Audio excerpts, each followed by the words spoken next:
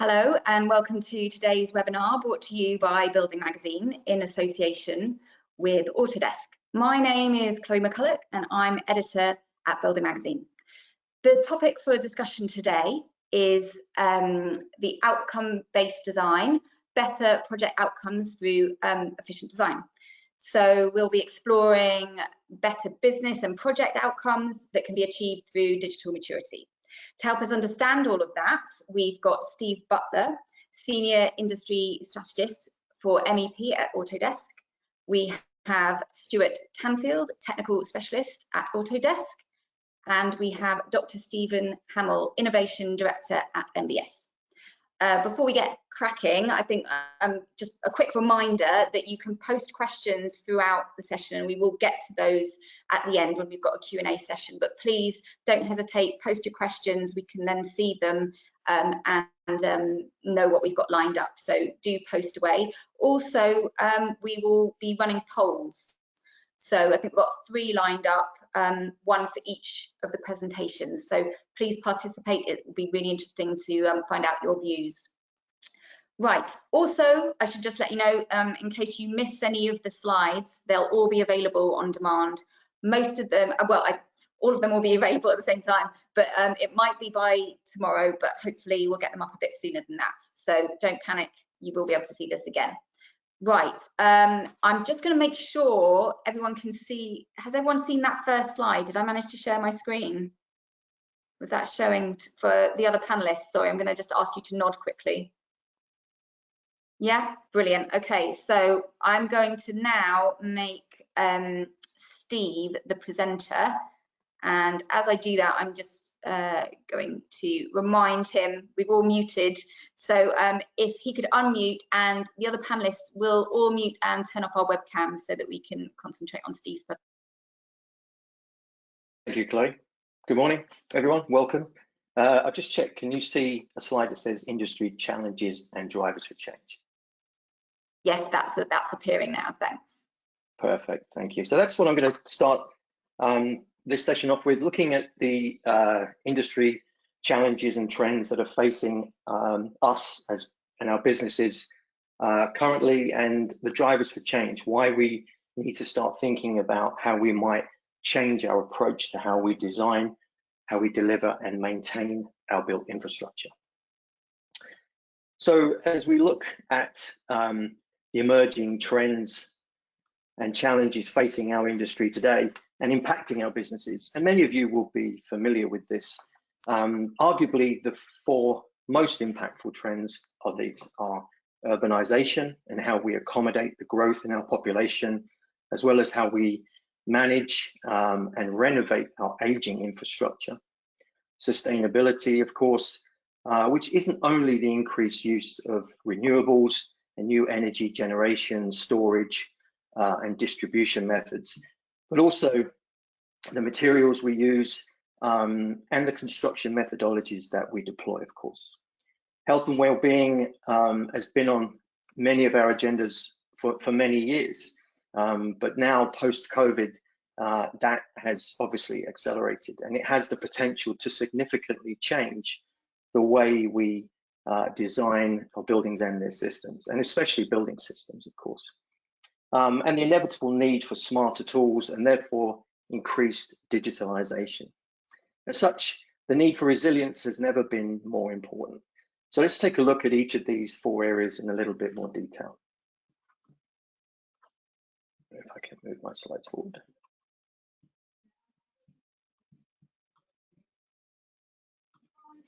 So turning to urbanization first, there are now twice as many people on the planet as there were 50 years ago. By 2050, according to the World Economic Forum, urbanization will result in around 10 billion people living on the planet, with 6.5 billion of those expected to live in cities.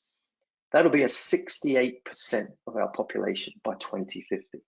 Today, WEF claim the population of the world's urban areas are increasing by around 200,000 people every day globally, which is phenomenal. And to accommodate this growth in population, of course, we're going to need to build an additional 3,600 buildings every day city dwelling buildings accommodating more than 250 people. That's on top of what we already build globally. It's equivalent to building the entire New York City every month for 40 years. And even with the impacts of the pandemic as we're seeing them, and the potential for this urbanization and potentially some suburbanization growth, we still expect to see a huge explosion in our population, and therefore the continued demand for us to deliver quicker, better, and smarter. So not surprisingly, therefore, the need for increased vertical occupancy in our cities is on the rise, driving demands for smarter designs and more improved construction methodologies. In fact, as you see from this slide, according to the Council on Tall Buildings and Urban Habitats, we've already constructed 143 skyscrapers above 200 meters. 126 of those were super tall buildings, with 76% being in Asia and 56% being in China. And of course, taller, smarter buildings lead to more complex projects, and therefore the need for more comprehensive design tools. However, today, as many of you will know, our built infrastructure, including some of its newest assets, is responsible for 40% of global energy consumption, 25% of water consumption, and a third of all greenhouse gas emissions. So there's no doubt we need to reevaluate how we design and deliver our buildings. We simply can't meet the demand on our society with the age-old methods that we've been using. It's just not possible, and I think most of us know that. Amidst all of the challenges facing our industry, as I just mentioned, our world is also changing around us. COVID-19 has disrupted our work practices, the services that we offer, and when and how we offer them.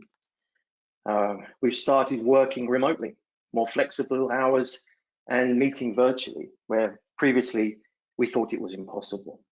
And to the surprise of many companies that I talk to, they've actually seen, in some cases, an increase in productivity. We've also seen supply chains disrupted, companies diversifying their services, and a significant shift towards more innovative project delivery methods such as design for manufacturing and assembly, or DFMA. Adopting BIM-based processes and accelerating digitalization is helping and continues to help many businesses to increase productivity, protect profits, and win more work. In fact, according to a survey conducted by IDC in June of this year, the pandemic has sped up the pace of digital transformation by at least 5 years, with access to data and collaboration being primary drivers for that. And as we see from this slide, our industry is expected to spend around 34 billion on online services by 2016 through remote work, with 62% of companies shifting their strategies to include more digitalization, as we look for smarter ways to address some of the emerging trends I've already mentioned. Chloe, now might be a good time to run our first poll, if you wouldn't mind. So firms like yours, firms like yours are looking for more competitive separation as services become increasingly more commoditized and companies continue to compete on price, looking for ways to help you win more work and secure more repeatable work, leading companies to look at ways they can diversify the service offerings or even specialize in specific areas. So let me hand over to Stuart Tanfield, who's going to talk to you now about our digital tools and how they're helping companies to achieve better outcomes. Stuart, I hand over to you. I'm just going to intervene there quickly, Steve, just because we've got the poll still up, and I'm just seeing that people are still responding. So I'm just going to let people finish doing that. But Steve, if you want to get your slides at the ready, and then I'm going to close this poll and very soon, so people got a couple more seconds, and then I'm happy to publish the results of that. So I can see people are still notching up some votes, so I'm just giving them some time. Steve, are you all lined up? And I'll close this in just 1 second. Okay. Yeah, Chloe, I'm good to go, thanks. Okay. Oh, people are still very keen on voting, so we're sort of at, oh, it's exciting as I watch the results come in. So just right, I think they're slowing down a little bit. I'm going to close it now so we can move on. And I think I'm just trying to see if I can share that with everybody. So those are the results we've got so far. I don't know if any of the panel wants to comment on those results, if that's a surprise or. Yeah, I think the dramatically accelerate. I think we would expect that. I think just due to the nature of having to communicate and connect with one another. The somewhat accelerate, obviously, I think that's the larger proportion here. And maybe that's where there's a conservative view on maybe accelerating the areas that are really critical rather than as a broad brush. So I think they're probably not out of line with what I'd expect, to be honest. I'd agree with that. Okay, great. Okay, right, I'm just going to make Steve, are you now, sorry, Stuart, I'm going to make you the presenter. Yeah, perfect.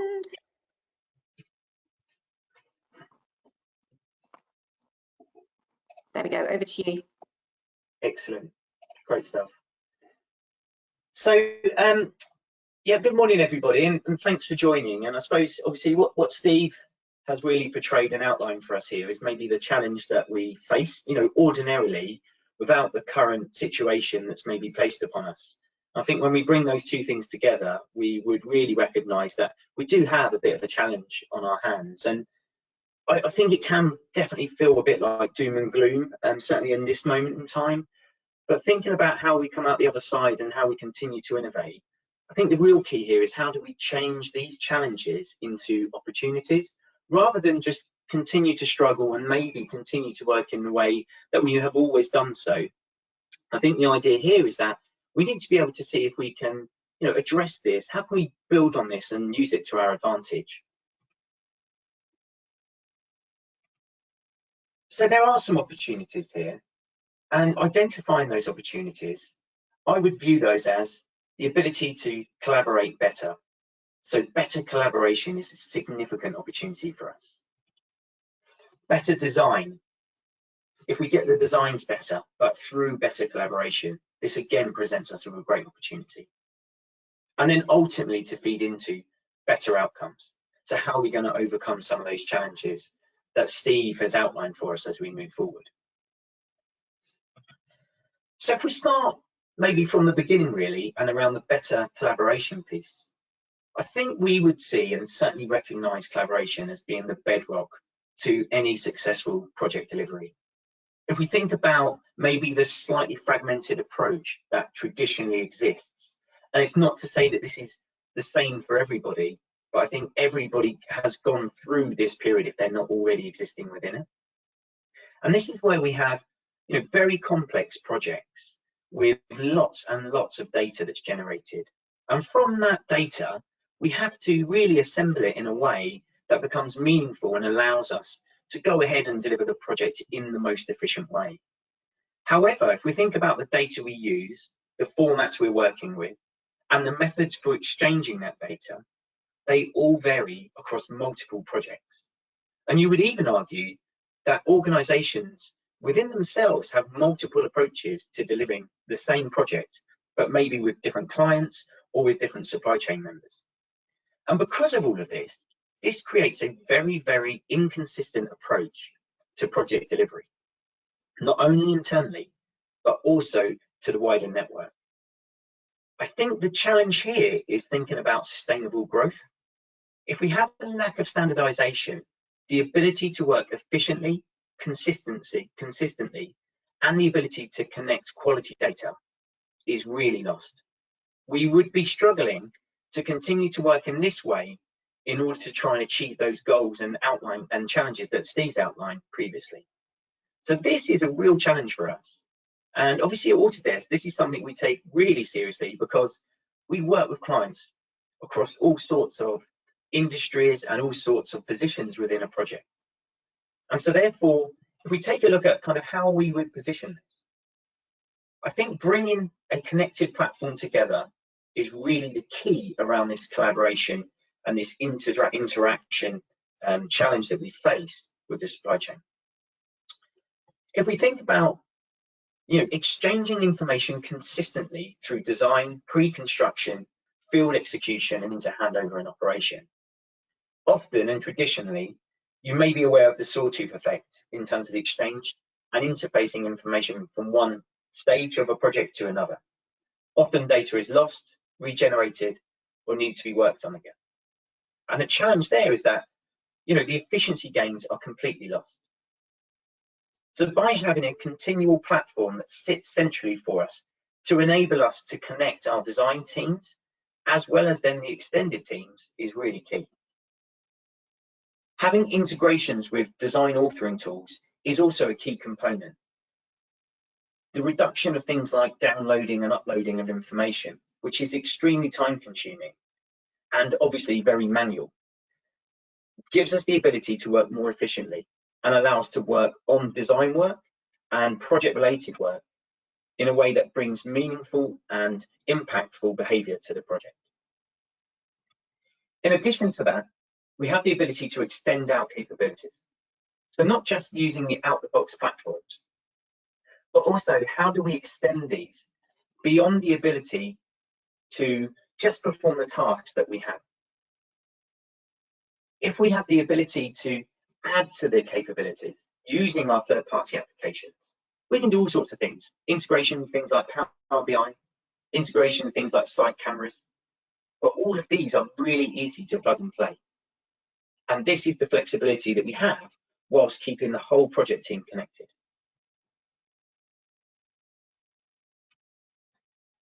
So if we think about better collaboration, having this central data source is really key. If we think about the slide, a couple of slides previous, where we outlined the challenges around collaboration, actually what we're able to do is extend the access to this data beyond those authors. We give them the ability to access this data from anywhere. It no longer has to be office-based. And certainly in the current situation, that wouldn't always necessarily be possible. So having the ability to view information from anywhere, whether that's on your desktop, whether that's on your tablet or mobile device, we can easily access the data that we need in the right way, making sure that the quality of that data is just. We can also provide real-time feedback, and the ability to view files, both 3D and 2D, as well as documents, is also possible, all without the need for proprietary software. So at the moment, we see a lot of inefficiencies where proprietary software is used purely for viewing or interrogating or drawings or models. And actually, we can remove that. We can remove that and actually improve the interaction between those internal stakeholders. It also extends to external stakeholders, where anyone consuming the data, again, not just those people who are working on authoring those designs, where they are able to access that data as well. Through the same central platform, we're also able to extend capabilities to not only the internal stakeholders, but also the external stakeholders and supply chain members. We move from the milestone delivery of project information, where everything is gathered up and then dealt with in one instance. And that's a big data drop to have to manage. All sorts of challenges arise when you work in that way. We move from that sort of delivery into a cyclical exchange of data. That means that we're always able to review information as it's being generated and manage and change the designs as we see fit throughout that period. It means that we don't have a great big data dump that we have to wade our way through and try and make sense of. It means this can be dealt with on a bit-by-bit basis, giving us some real rationale behind it. It also means that we can review audit trails of the exchanges that have happened throughout the project. So again, the need to have backup information held on your local servers disappears because that information can be accessed here. We're also able to review the designs ahead of time. So this means inherently, traditionally, as we get a design in, we've inherently taken on that model or that design. In this instance, we're able to review those and provide real-time feedback before we actually accept those designs. This means we can capture the requirements and any issues that may happen before we start to move ahead with our own designs. We can also identify any of the changes between the previous versions and these. And again, this gives us that insight and efficiency that we're looking for that traditionally is lost. The changes is a big thing. I think as we see design iterations come through, and as we start to work with other supply chain members' data, it's really important to understand the impact of the latest design. Quite often we would rely on either a manual or a method of going through and trawling through the changes and trying to identify where those changes are, as it's not always clear. Whereas when we come into our platform, we're able to very quickly and easily identify changes at a geometry-based level, as well as a database level. And the capabilities go even further. Up to the pre-construction stage, we can really think about the coordination. Typically, if we think about the role of a main contractor and maybe how they may manage the coordination challenges, quite often the models arrive and federation of those models is required, as well as then the sorting, reviewing, interrogating, and obviously providing then things like clash reports. But if we can distribute that workload to the rest of the supply chain, then it means that we're able to remove those bottlenecks. It means we're able to actually, in fact, at times reduce the scope of the main contractor in that particular role. It also means that we automate the clash detection. By bringing the working models together, we can automate those clashes and highlight those and allocate any clashes to the relevant team members. It also means that something that traditionally may have taken a 2 or 3 step process has been reduced to a 1-step process. We also have a central position to go and review any of the clashes, where all team members can come and participate and play their part. So this is really a way of distributing the workload to the supply chain to make sure that when we deal with the actual real challenges and the real issues, they are actually the challenges we should be addressing, not the noise, not the maybe clashes that are highlighted as shared geometry planes. And all of this helps us and leads us to better design. If we're able to outline and remove some of the manual tasks and some of the tasks that you spend an inordinate amount of time trying to achieve and not actually doing the job that you really want to do, all of this stuff could really be described as administration. But if we can rely on the system to do that for us, it means we can spend more time in our designs and ultimately producing better designs. And if we step forward in that, the ability to deliver better designs really does again rely on consistency, efficiency, and connecting the quality data. So as we move forward, as we think about generating better designs, we can look at whole building analysis, look at things like thermal daylighting, solar analysis. And this gives us the ability to really understand how the building's going to perform. We can also take a look at how we might position equipment that may be used for sustainable energy, making sure that we make the most of the natural resources around us. We also have the ability to integrate these tools with our design authoring tools as well as providing real-time feedback. But really, we're seeing the impact on sustainability increasing.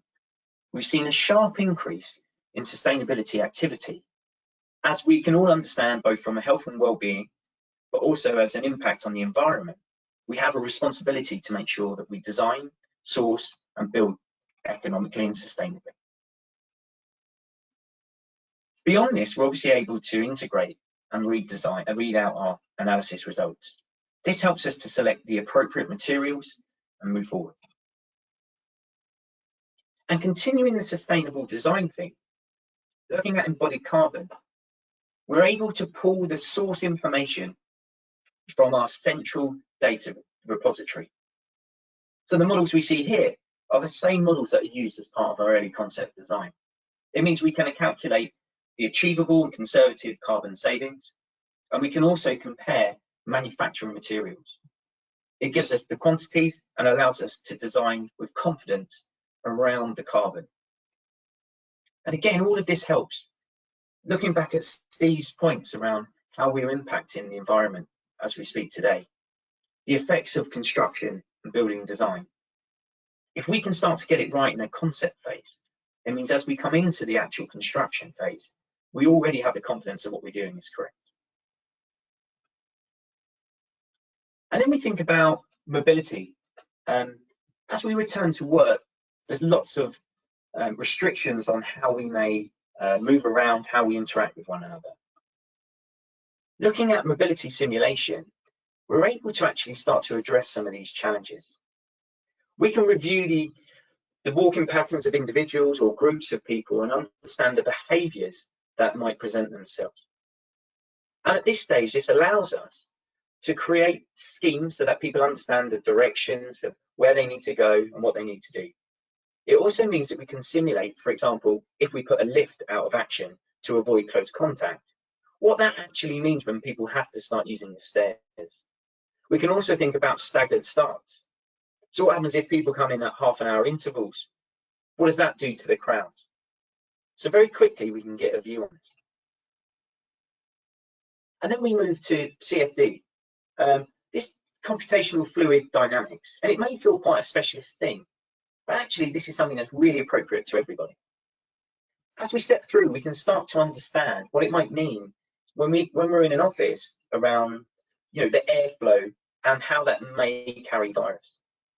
It will also give us the ability to understand what it might look like when we're interacting with fellow employees. What does it mean in terms of getting into close proximity, and how can we safeguard that? This also gives us the ability to look at, side-by-side comparisons. What happens if we have, for example, a desk arrangement that doesn't have partitions versus one that does? What does that do around the airflow and safety and well-being of our employees? And it isn't any one of these individually that helps to build this. All of these together really help to give us the vision of what it is we need. So how does this inform better outcomes? If we step into generative design, and in this instance, you'll see here this is a desk layout arrangement. Generative design allows us to achieve the absolute best result based on cloud computing. Quite often we may create a design that's based on the time that we have in order to create that. It may not be the actual best design, but it may be the best design you've had time to come up with. Whereas if we can rely on cloud computing to carry this out for us, it means we can arrive at the absolute best design based on our own inputs, whether that's in this instance the social distancing measure, but whether that may be based on views, it may be based on proximity to doors, but really going through untold amounts of iterations to really arrive at the very best design based on your requirements is really key here. So generative design plays a huge part in giving us the ability to iterate designs without having to manually sit and do it, taking us through step by step and allowing our computer power to go and generate those options, but giving us the flexibility to control the push-pull levers. And as we step through, we then come with the final result as to which is the best layout. And then just beyond that, everything we're talking about here relies on the exchange of data, the use of data. And as we continue to develop our designs, really it's here that we start to think about the quality of the data that we're exchanging. How do we carry out our quality checks? How do we know that the components we have within our models actually have the right level of data that's been requested? How do we know this is going to be fit for purpose for the client? Are the system classifications, are they set as we need them? So how do we do that? Well, we have a whole host of tools that help as part of that QA/QC process. But not only that, it means that we can drive those through the design tools to enable us to make the appropriate changes at the point of design. But we can also extend those out into dashboards, for example, like Power BI. We've generated links between our tools and those tools that exist elsewhere, giving us complete integration. And from that very initial piece of integration, we then can continue those.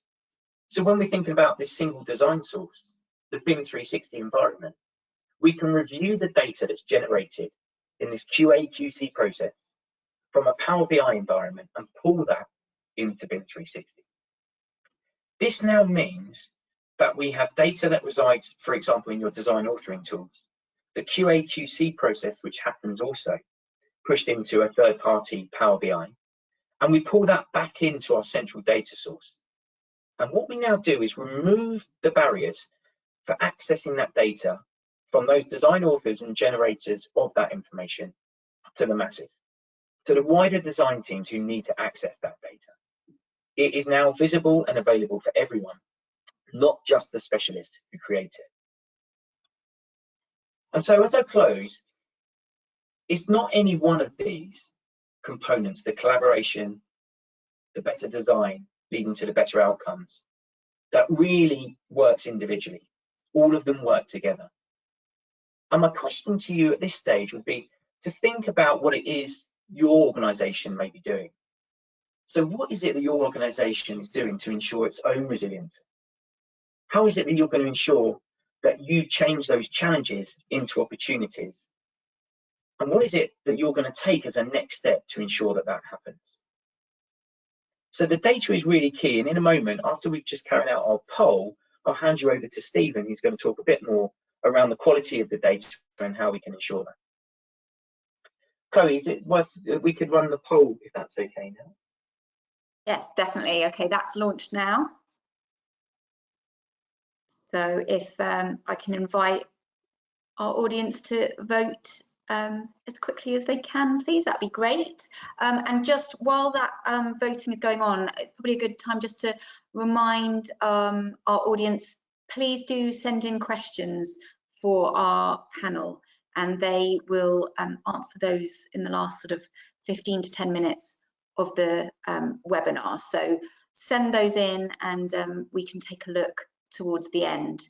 A couple have come in already, but always keen for more, so do send those in. And also we've had one question about, will the presentation be available after this? And it will. As soon as we can get it up on demand, we will. It might be tomorrow, but it might be sooner than that, so keep a lookout. Right, so we're getting a good number of votes in here. I'm just going to give it a couple more seconds to see if we can get the voting up a little bit. But this is a question obviously on sustainability, which was, I think there were a few slides on Stuart's presentation there about sustainability, so obviously a very important issue for many, many companies. So, right, okay, I think I can close that poll now and I will launch the results. So let's see what the panel thinks of those results. Does that seem encouraging to you, Stuart? Yes, absolutely. I think, you know, as I mentioned, we have definitely seen a sharp rise in the focus on sustainability, most certainly. And, you know, there's kind of two levels of sustainability. There's certainly the inward facing. So what we do as a practice and an organization, for example, Autodesk, we do a lot around how we operate as a business to encourage sustainability best practices. But there is also, and I think about our customers often use sustainability as part of their service delivery. So how they can enable their clients to work in a more sustainable way through sustainable design. So I think we tend to look at that in kind of a number of lenses, really. So that is very encouraging. I'm glad that everybody recognises that, you know, the importance there of sustainability. Great. Okay. So we will now move on to Stephen at MBS. I'm going to make Stephen a presenter now, and he will hopefully be able to share his screen. That's looking like we've got Stephen's presentation, and there we go. Yeah, I'm going to hand over to you, Stephen. Thank you. Okay, let me just move this out of the way. Okay, is that looking okay, Chloe? Yes, sorry, I just muted myself, but yes, it's looking good. Thank you. Hi, everybody. My name's Stephen Hamill. I'm Innovation Director at NBS. I originally started off studying structural engineering. I've worked at NBS now since the late 90s, so on all of our product developments from NBS Building, NBS Plus, all the way through to now Chorus and Source. And also been involved in UK government funded work, in particular the Level 2 BIM program, where I was sort of project lead for BIM Toolkit, which produced the UNICLAS 2015 classification system for the built environment in the UK and beyond now as well. This is our building up in the northeast, Newcastle upon Tyne at MBS. Our vision is to be the information platform, concentrating on well-structured information for the global construction industry. So traditionally we've been UK only, but now with offices in Canada and Australia. And our mission is to use the power of that connected data to add value and enable a safe, efficient, high quality construction industry. I think the picture there at the bottom was taken over 6 months ago with everybody standing waving at the camera. Most of us are working from home at the moment. And just a little bit about the MBS backstory. So it's always been about publishing structured information. In the 70s, it was 100% paper, but trying to sort of use technology as they've emerged. So in the early 80s, the first sort of floppy disks came out, issuing MBS on disks, then eventually sort of developing software for the Microsoft Windows environment, to where we are now in 2020, where our specification platforms 100% in the cloud now, so integrated SaaS platforms. And just to flash that on the screen there, you see, so we've got Revit in the middle, which gives you sort of 3D view of the design, and then but linked off there, you can write a specification embedded inside of Revit and link to well-structured manufacturer's information in the cloud there as well. About 5,000 companies use MBS, so 3,500 practices have specified architecture, engineering, and about 1,500 construction manufacturers. And if you think of how many projects that now go through the system online, it's the equivalent of almost like £50 billion worth of work every year. And we believe in connecting information, connecting construction professionals, whether they're the specifiers on the left-hand side or the construction product manufacturers on the right-hand side. So what we'll have a look at today in this presentation is better outcomes through going digital. I think we've had the scene set very nicely by Steve Butler at the start, and then moving through Stuart's slides. But I'm going to just go through some real practical examples. So we'll have the more strategic stuff off Steve, but some practical examples off myself. And I want to look first at collaboration, then we'll have an example on automation, standardization, tracking of change, and then a little bit on interoperability as well.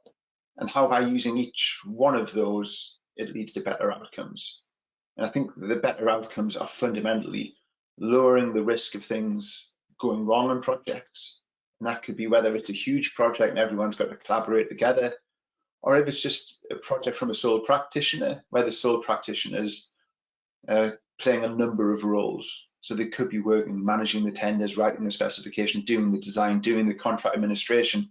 And there's lots of risk there as well, whether it's the largest project or just a small house extension. And I think the other better outcome as well is to increase your efficiencies. And if you can do both of those, lower the risk of things going wrong and increase your efficiencies, then you're heading definitely in the right direction.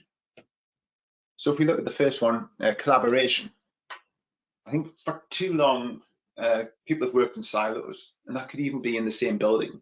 So I just want to show a specific example here where maybe in the old days, you'd have a designer working in one side of the office and the specifier working in the other side.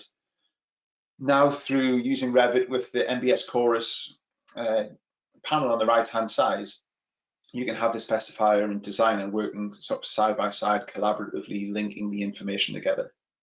So you can see the design there in Revit, look at the 3D, click on any of those objects, and those objects are linked to the equivalent specification with the right classification, the right type code. And you can see the top right-hand side, this is myself, the user Stephen, that's logged into the MBS cloud platform. But on that same project, you'd have your colleague, the specifier, in this case, Kate, coming into exactly the same project, controlled through type permissions model, using the latest technologies here. And what you can see here is Kate is going to go into exactly the same specification, that the designer's looking at in Revit. And as Kate comes and opens the composite window unit and starts writing, that's locked now in Stephen's environment. So Kate can come in and securely make those changes, say it once and in the right place. And as she makes those changes in her web browser, which could be on a different machine, it could even be somebody in a different country, they're getting reflected immediately in the user interface in the background there for Stephen. There's a communication mechanism inside the platform as well. So you can see here, Kate and Stephen can sort of put the reasons behind the specification decisions and ask each other questions. And you're moving to that paperless office where you can work in the cloud digitally at the point where you're doing the design. So moving on to the second example here, just looking at automation. I think Stuart picked up on this on his slide, looking at like going through the model and checking the classifications are there, but like moving away from the 3D here and looking at some of the sort of sections and maybe elevations, the schedules that are getting produced as the production information. You want to make sure that the information on those drawings, on those schedules, is the same as the spec. And I've deliberately put a problem in here. So the type code for the ceiling SCS001 is different in the specification on the right-hand side to what it is in the model on the left-hand side.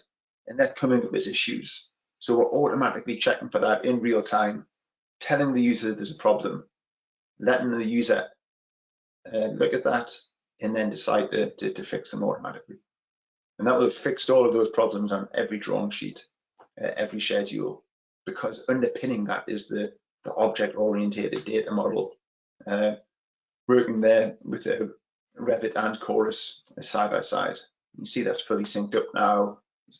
Send those off to PDFs, and you're confident that the risk of something going wrong has been reduced because the information in those PDFs that you'll push to the common data environment is fully coordinated, and big efficiency, obviously improvements as well, rather than manually checking every single annotation and cross-reference.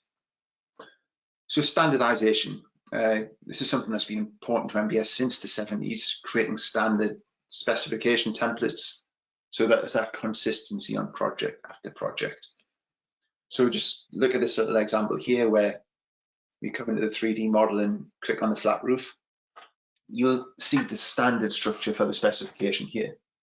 At the top, an outline of the system, then a subsection that looks at the overall performance requirements, then a subsection that looks at each of the individual products that make up the system, quality of workmanship, and then the quality of handover information as well. So whether you're clicking on a heating system or a structural frame system or a flat roof system, that information will be standardized. And we try to do that across the board, standardizing the specifications and the manufacturer product information. So just jump across now to MBS source and look at standardized information where you can compare like for like between construction manufacturer products. So a standard structure for, in this example, concrete blocks. So you can compare the technical characteristics between one manufacturer and another. So in this example, lignosite, osteroacoustics, third-party certification, so core properties, going all the way down to the technical properties as defined in this case, BSEN 771. And we do that by creating this platform where the manufacturers can enter their technical information in a really user-friendly way. So drop-down values from the British Standard, in that case, the category of block, and moving further down, things like tolerance, etc. And that creates that standard structure for the entire industry to use on projects. And pushing that forward also to sustainability information. Like, does it contain asbestos, lead, what's the embodied carbon, country of manufacturer, advice on recyclability, to put that information at your fingertips to allow you to use that on projects for more sustainable outcomes. Fourth example, again, picked up a little bit earlier on the BIM 360 example, but tracking change. How has the information changed through the project timeline? So when you think about a 3D model, generally, I know models get shared as well, but that you have the drawing sheets that get pushed to the common data environment. In the specification, it's a similar principle. You've got your rich set of data, and then what you can do inside the specification is sort of package that up in PDFs that you issue through the project.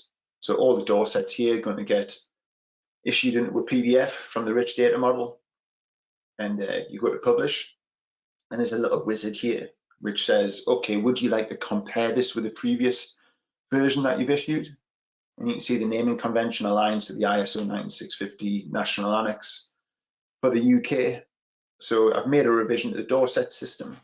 I'm saying what it's suitable for, what revision it is, and then you can very quickly put the notes on and generate a PDF which says this is the information at this point in time, this is how it's classified, this is revision suitable.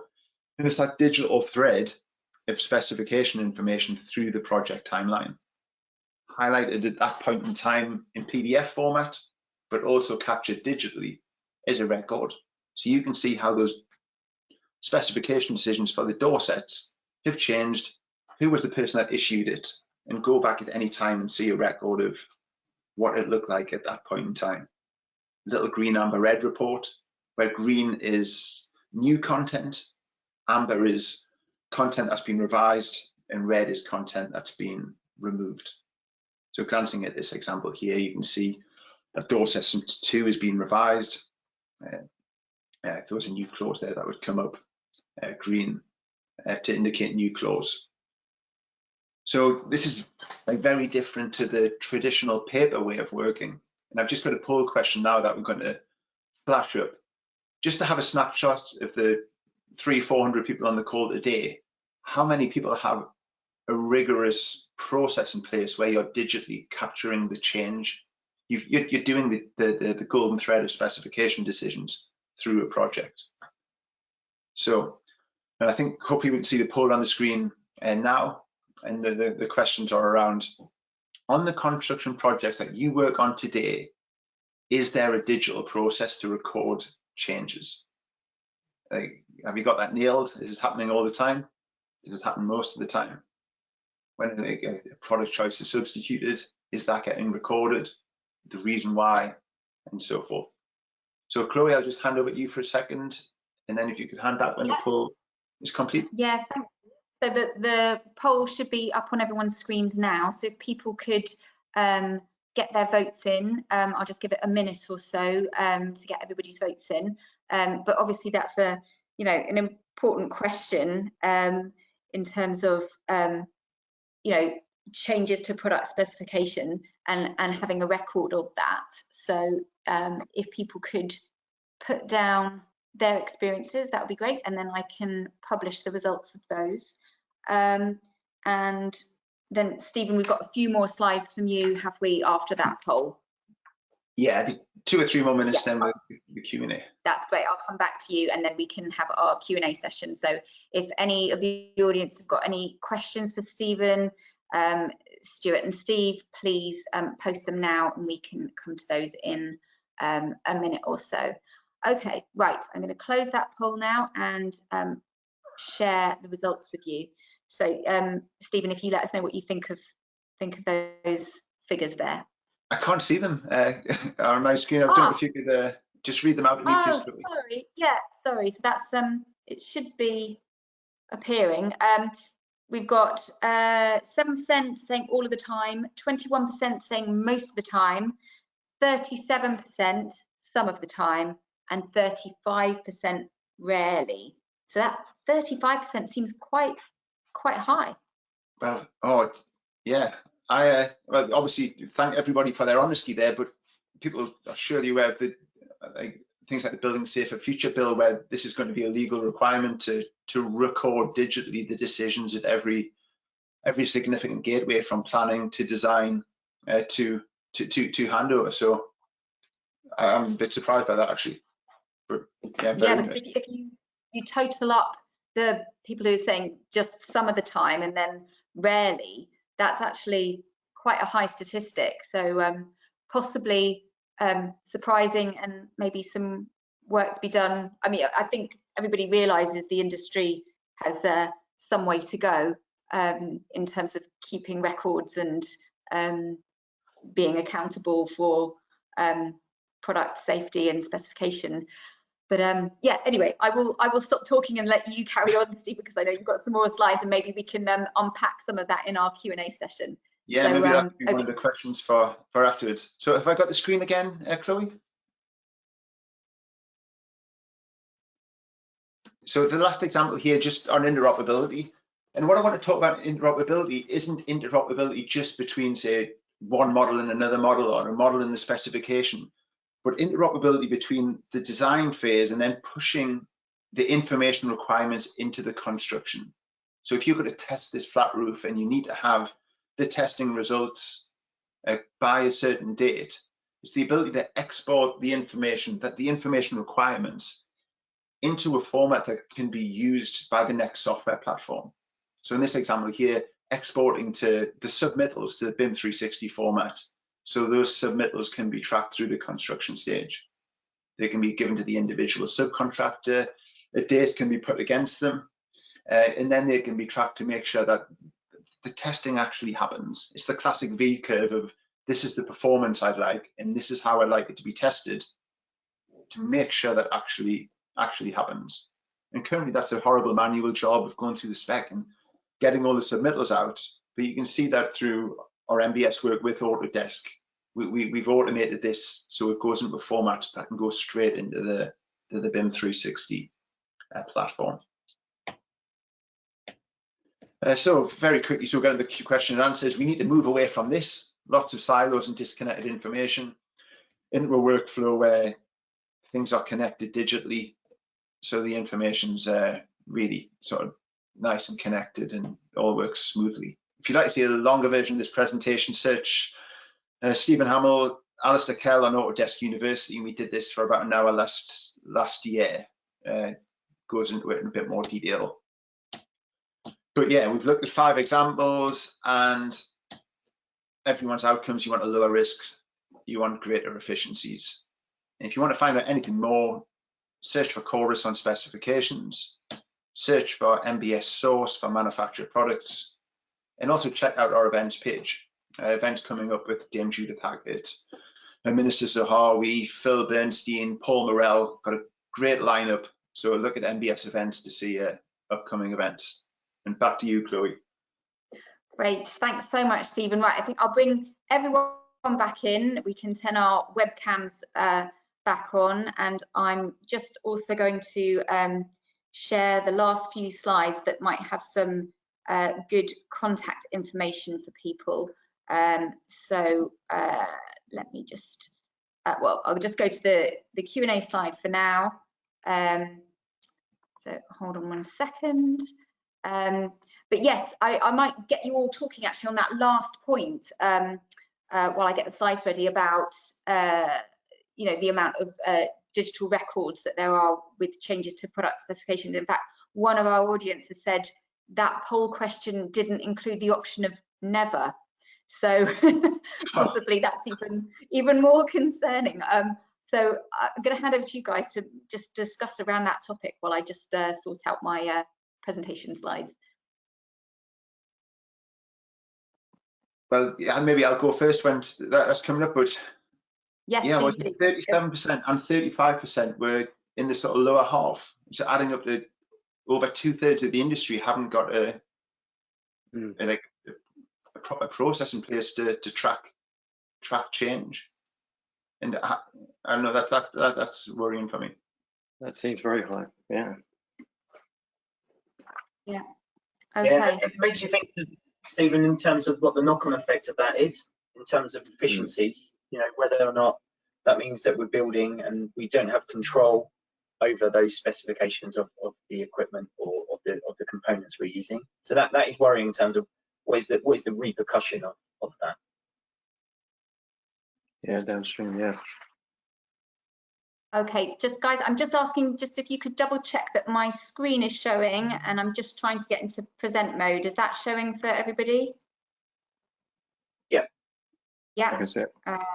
Let me just check that's in present mode. Okay, sorry, I'm just I'm working on a slightly different system, and there we go. That should be full screen mode.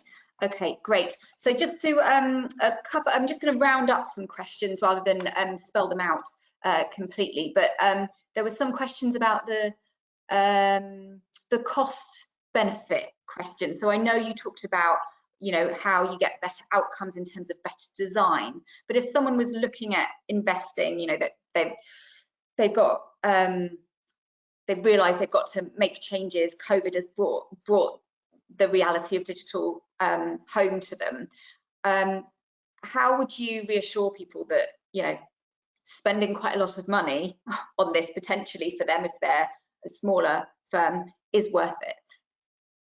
Yeah, and maybe if I could answer that, Chloe, if that's okay. So we actually carry out a lot of studies with our customers at the moment, and as I'm sure you can imagine, you know, lots of people are very much in the same position as you mentioned there.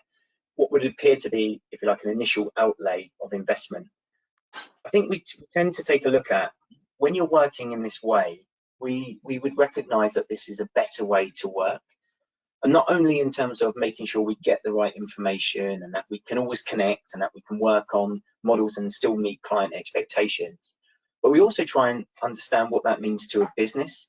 And so through a series of things like, for example, ROI calculators, and ROI can seem a little dated sometimes, but when you actually take a look at how you operate day to day, and you take the anecdotal knowledge that you have and actually put some figures around it, you'll often understand, I think, at that point, that the investment, and I would call it an investment rather than a cost, is actually there to help you progress and help you with your sustainable growth going forward. So I think it's not just always thinking about technology as a cost, but thinking about it as an investment. Okay, right, we've got a sort of a slightly practical question. Someone's asking about, how would you recommend, if you're making this big change to going into cloud-based design system rather than a desktop-based system, you know, you don't necessarily have a lot of resources as a company, you know, is it a sort of mindset shift as much as anything? Yeah, again, I'm happy to take that. We'll see whoever feels comfortable. But you kick it off, Stuart. Yeah, perfect. So most certainly, I would say that quite often when we're working at very, you know, traditionally desktop environments, it's a thing we're all very familiar with. I think as you step to the cloud, there's some that adjust to that transition better than others. But I think quite often the most difficult challenge, or the most difficult obstacle that you have in that, is taking somebody to that first stage. And I think as we start to transition across the cloud, actually the resources that you need are less than that of a desktop environment. So if we take as an example, somebody using, let's say, AutoCAD, they're opening up files, they need a desktop, they need the hardware to support, obviously, the capability to run that platform. But what they then need is obviously the ability to continually connect to that data. Now that might be via, for example, a VPN if they're not in the office. But if we go to cloud, well, now we can think about the platform in which we're viewing that information, if it's just for interrogation. So we start to remove those barriers. But also in terms of hardware, we no longer need hardware to drive software that we're not actually using for design. We're just using software for interrogation. So it starts to now remove and bring people into an environment where they feel comfortable and there's a consistent approach across the team. And I think that goes back to in terms of sort of like digital change, I think first of all, there's got to be that sort of strategic buy-in at the board level. And then I think you need a champion in the company. And I think you need to book in the day, the workshop or the training or what have you, and really sort of push it through. And I think one example of, like when we had the lockdown, we were almost told with 3 or 4 days notice, you're going to work from home now and you're not going to drive in a car or get in a train and visit any customers. And if you just look at Microsoft products, we all moved to Office Online. We started using Teams for meetings and it wasn't that hard. It worked. But I think if you haven't got that sort of force to make it happen, you can sometimes just go from project to project to project, staying with what you know. But I think we can all move to digital. We can all move to the cloud. Okay. Which I think speaks to improved business processes and value. And it goes back, the points you made there, Stuart, it goes back to the question around cost, right? So if you don't need that infrastructure, you're getting better business value, but you're also saving money. Okay, well, listen, we've had a sort of we have had a late flurry of questions, which we don't have time for, but I know we can pass questions on to you guys if it's you know, possible for you to take a look. There might be some specific questions that can be answered about the technical side of things. We don't have time to go through it all now, but I do just only have time to say thank you very much to Stephen, Steve and Stuart for your time today and for taking us through your presentations. Anyone who missed any of those presentations, or if your broadband went out and you know, didn't get some sound at some stages, this webinar will be available on demand, so you can replay these presentations and that should be there for you. So I'm going to stop sharing my screen there, and I'm just going to say thank you very much to the audience and to the panel, and we will hopefully be back with more webinars for you soon. Thanks very much for listening and attending. Goodbye. Absolutely. Bye. Bye. Bye-bye.